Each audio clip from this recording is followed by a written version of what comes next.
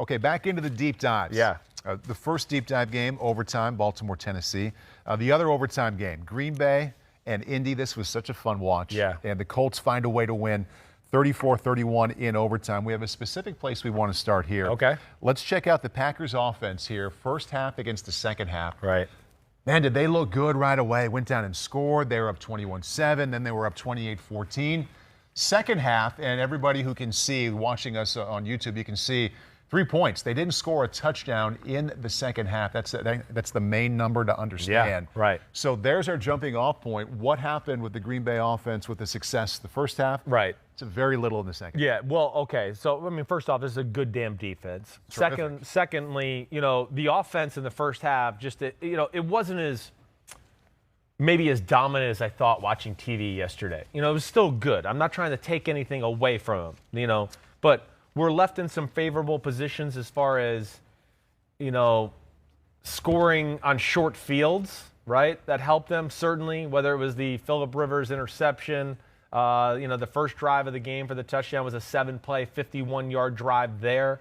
So I didn't look at it and just go, oh, my gosh, all right. There's certain games and defenses and matchups where you just go, oh, the defense is getting annihilated. They have no chance. They're getting pushed around up front. They're totally getting exposed in the pass game and things like that. I didn't feel like that as the first half was going on. Listen, he's Aaron Rodgers, and he made some freaking plays. Right. And Phillip Rivers and the Colts offense sputtered a little bit, and it left the door open for them. So I'm saying it was a little misleading. The second half, and where I'm leading to here is it's not like the Colts reinvented themselves on defense in the second half. And we're like, I didn't really notice any changes. No, right? I would say the only thing that really I looked at more than anything would probably be, and Pete, maybe you could look this up, a little bit more pressure in the second half. I think they just said, we're going to get in their face and play a little bit man-to-man. We know they get Devontae Adams, but we're not really scared of some of the other guys. Mm-hmm. And there was a few moments of blitzing. But not a lot. Not a lot. No, they're not that way. They don't have to. They got a really good damn front four. So, you get into the second half. The game's 28-14. Colts go down, get that field goal, right, to make it 28-17. Green Bay gets the ball back. They run the ball on first down.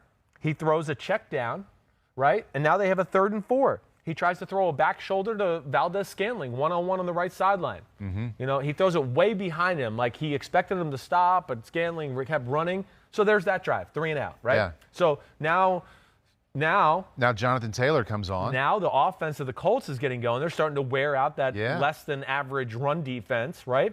So now they go down, another long drive. Here we go. It's 10 plays, 55 yards, touchdown. It's 28-25, all right? And now it's 28-25. Packers got the ball back. He runs a bootleg. He throws the ball in the flat and gets 3 yards, all right? 2nd and 7. They run the ball up the middle with Aaron Jones. They get 6 yards. It's 3rd and 1. Mm-hmm. Okay. Eberflus calls a cool defense. What'd they do? He kind of makes it look like it's going to be a 6-man pressure, right? We're going to blitz you. And it's almost like the Packers are ready for it. Like, they might all out blitz us. Let's free release our back, right? And get them out there. Yeah. He free releases. Rodgers sees Darius Leonard run up the middle. Usually you don't have what they call Mike linebacker run-throughs in the Bear front. When you have all 5 guys down, a lot of teams don't blitz the middle linebacker through those fronts. Well, they blitzed him. Rodgers got the ball, and I think he went, nobody's got the back. I'm going to throw it. The defensive end peeled off, got a little hold of Jamal Williams as he's coming out of the backfield. So now he's, I'm going to have an easy completion. He looks over there, and he goes, whoa, wait, somebody's on him. And now he's got to recock the ball, and he tries to throw a slant over the middle of Devontae Adams. The guy gets the tip on it, and it's incomplete, right? So there's that series. I mean, it's 6 plays they've run. Right. And it's not that I can sit here and just go, the Colts they just went all-out blitz, or they're dropping in 8 to coverage. No, they were kind of doing what they're doing. I just felt like they got a little bit more aggressive and in their face, dabbled with man-to-man, and a few 5-man pressures to what I'm talking about. So I have all season been kind of looking at the highlights, been aware that Indy's defense has been really, really, really good. Right. This is the first time, and maybe you've done a deep dive with Ahmed, but I haven't really looked at a game for hours in prep for, like I did with this one. Right. I was really surprised with how we're looking at so many defenses, and they rely on this deception. There's 6 guys in the line of scrimmage. Are they bringing 5? Might they bring a 7th from out here? They're a 4-man front. They're not trying to fool you. I know that they used a little bit of pressure, Yeah, but it's simple at the right as far times, as the NFL is concerned. but it looked different in the sense that it was very predictable. Right. Four-man front, Yeah. maybe 2 linebackers, maybe 3. Right. But you kind of know what they're doing, and I was pleasantly surprised to see a team still doing it that way, having that kind of success. Well, they do really. They played the Seattle scheme. I mean, Eberflus came from Dallas where they were running that, so there's a lot of those type of similarities there. And it's a scheme that yes, can frustrate me at times unless you have a few curveballs. Yeah. I think he does have a few curveballs, but the big thing is they're super talented in the front seven. Front, yeah. I mean, DeForest Buckner is a under-the-radar NFL defense MVP. They got good pass rushers. They got 2 middle linebackers that are damn good. I mean, Darius Leonard's one of the best in the game. Pretty good safety play. Kenny Moore's a good corner on the outside. Xavier Rhodes has done a good job. So it's like good players who fit the scheme. Yeah. They don't ever get out of position, really. It's very rarely.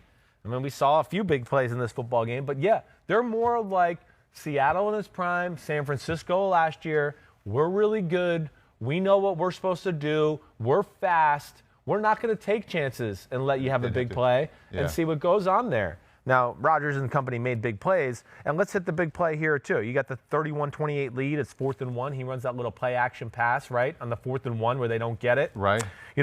Another really well-coached, good job by Eberflus and the Colts defense. They ran a play where they're hoping to fake the weak side run to Jamal Williams, who's a load to tackle. So this is the 4th and 1. This is the 4th and 1 they don't make, big 4th right? and 1 late. Okay. Right.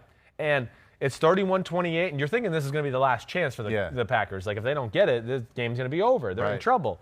So they run this little play action to Jamal Williams. To his left, he has Tanyan and Davante Adams. Tanyan runs a cross, like he's just running a shallow cross off the play action. Davante Adams is going to run like he's going to basically run a deeper cross, but then come back out. But the play is for Jamal Williams. They're hoping it's 4th and 1. We're going to fake like we run it up the middle. Right.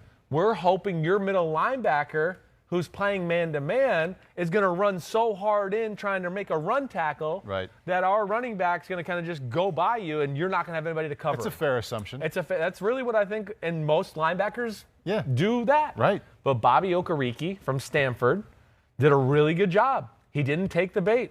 He kind of saw that it wasn't given to the running back, and he kept his eyes on Jamal Williams and stayed right with him.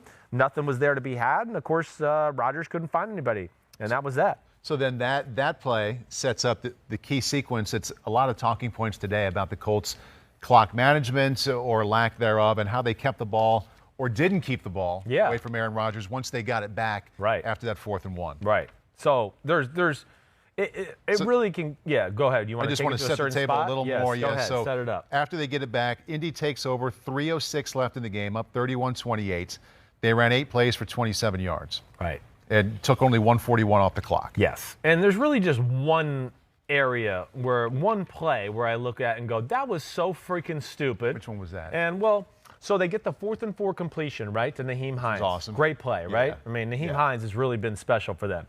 So now you got a 1st and 10, okay? They run it up the middle. They get a penalty. It goes to 1st and 20.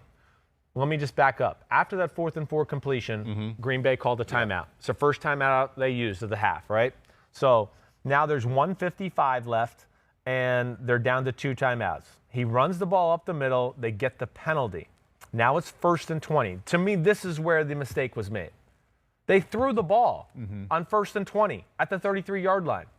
Aaron Rodgers is the quarterback of the other team. Yeah. Why? Why would you do it? I just don't understand. Too aggressive? It's way too aggressive. The most important thing at this moment of the football game is time. Right. And not giving Rodgers the time to go down and beat you. Okay? And maybe he has time to kick the field goal. You just don't want him to go down and beat you, which this just in, he had a chance to go down and beat you. Totally understood, but it's that same aggressive mentality that a couple plays before led them to go for it on 4th and 4. It's okay. And throw it and complete it. So it's kind of like live by the sword. But that's 4th and 4. It's a moment where they're stuck in no man's land of like, we don't want to kick this long field goal and miss it, and then Rodgers hits one completion and they can kick the field goal or have that time. So that's a little different. Now you've gotten that first down, and you got to manage it in a different light. Right. And like, I always appreciate his aggressiveness and things like that, But this is one where, yeah, I just go, okay. I mean, fine if you want to be aggressive, but then don't be sweating bullets when Rodgers has the ball with an extra 40 seconds. All right, I'm sorry. So under no circumstances, in that situation, should they have thrown the ball? I don't just think run, so. Run. Well, if you run the ball there, okay, so that saved Green Bay a timeout. And let's also mention that they were gashing them in the run game. Right. I mean, they're having their way. So second half was good for them. Second half was very good that way, right? So now the 2nd and 20, the 1st and 20 they throw it. 2nd and 20. All right, they get another penalty, which leads to 2nd and 30. They run it. Now there's the timeout for number 2 with a minute 36, right? That's second timeout, minute 36. That should be timeout number 3 with a minute 36 left. So now they can, next play, run the football, or if Rivers takes a sack or whatever else, okay, now you're going to be down into the Aaron Rodgers is going to get the ball back with 40 something seconds. Right. Let alone, let's just talk about the last play where he almost gets strip sack fumbled. Yeah. Haven't we learned we can't totally trust Phillip Rivers in this part first? Like, hey, it's on the 39-yard line. They have a good pass rush. Okay, he's made some questionable plays already in the football game. We've seen him make some questionable plays all year. I thought he was pretty awesome. He was. Yeah. I'm just saying throughout the year, there's been moments of where you just can't trust him to close a game out or do something. He played really damn good yesterday. Yeah. All right? But he also tried to be Phillip Rivers there at the end. And let me just say what's worse about it. Yeah. I mean, thank God he didn't get the strip sack fumble. Right. But he was about to throw the ball into coverage where I don't understand. He wants to throw the ball to Mo Alley Cox on the left side. Kevin King has jumped the route. He's going to hit Kevin King in the chest. That's where I just want to go, you got to know your team. You got to manage your team. And so just run a draw there. I would have liked to have seen. It's 3rd and 26. Were they going to get the first down?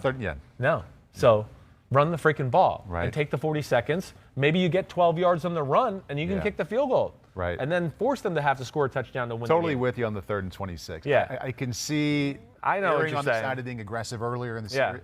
But on 3rd and 26 at that time, I mean. Yeah.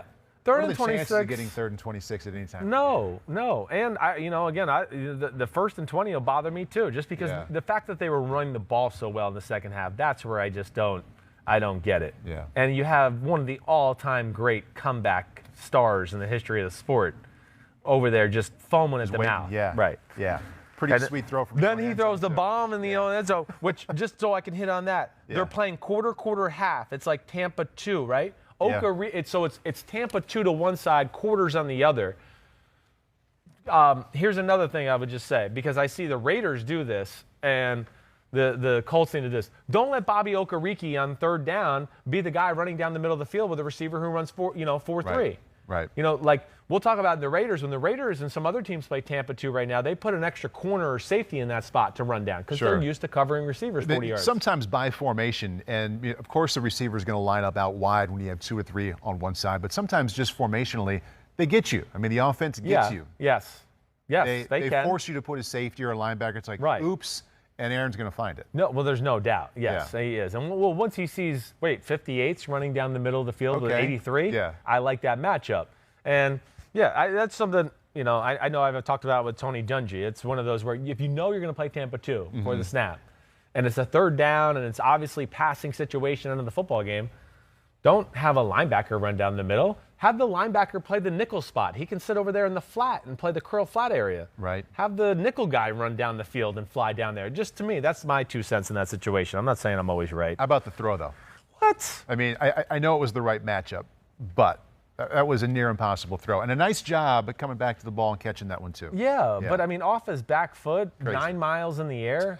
How about the throw right before the end of the half that got him down the 1-yard line where they had the pass interference? Yeah. I mean, Scantling, he almost dropped it in there to where Scantling could catch it with one hand as he was being held by the other. He threw that ball 65 yards in the air and it went straight up and straight down.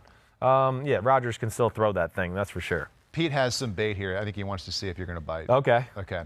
He sent me this tweet. Aaron Rodgers is now 2-8-1 in overtime games. Yeah. He's attempted only 17 passes in overtime in those games. Lost 4 times without touching the ball and 3 times on overtime turnovers. Well, I mean, that just says it all. I mean, Aaron Rodgers can't do it all. I mean, he can't carry the ball, protect the ball. Yeah. They got to, like, help him. You know, that's what they did yesterday. You know, oh, you fumbled 17 throws and 11 overtimes. Yeah, that's amazing. That's hardly any. That's you know, not acceptable. Yeah. But, yeah, I mean, you know, just take yesterday, for instance. I mean, it wasn't Aaron Rodgers' fault. Right. They fumble a kick return when it's 28 all. They get the ball in overtime. They're going to throw a screen pass. The guy fumbles. I mean, you know, yeah. All right, yeah, that's going to go on Aaron Rodgers' record, and we're all going to get done in 20 years now and go, look, he was horrible in overtime. It's one of these numbers. I don't think it should be thrown out to say Aaron Rodgers is 2-8-1, especially when you look deeper. He's thrown 17 balls and 11 overtimes. You can't attach that to him. No, you definitely can't. It's just, you know, one of those things. It's as weird as the other stat with this game. He's 95-2 when he has a 14-point lead. 95-2 with the 14. Okay. And against the Colts in his career, he's 1-2 with a 14-point lead. He's lost. So the rest of the football, he's 95-2. Wow. With the Colts, he's had 2 14-point leads, and he's lost both of them. It's just one of those weird things. Other quarterbacks, I mean, it was probably Andrew Luck. It was Andrew Luck, his rookie year. Yeah, that was the other one. Pretty good quarterbacks on the other side. Right. Before we move on from this game, and especially since we haven't spent a lot of time with the Colts, 7-3 now. As a player, not as a playoff team, but as a player, the AFC team's thinking about catching the Chiefs and being the team in February. What do you think of the Colts? No, I think the Colts could be one of those teams that could be a pain in the butt for the Chiefs. I mean, first off, let's not forget they beat the Chiefs in Kansas City last year on Sunday Night Football. You know, second thing is, I would say, is some similarities between, let's just say, them and the Raiders, who gave the Chiefs problems last night. Which we'll hit later. You know, can run the football, got a quarterback and an offense that's pretty creative schematically on that side of the ball, and can play coverage. So, you know, Colts, they're definitely a playoff caliber team, as we can see. I still think they're somewhat of a work in progress a little bit, just because it's still Phillip Rivers and new that way. There's a few young contributors here, but they have some aspects of their team that are top notch that I think you can get behind and go, oh, I wouldn't be shocked if they ended up in the AFC Championship game somehow with the right matchups and things like that. I think they're built to make a run. I do.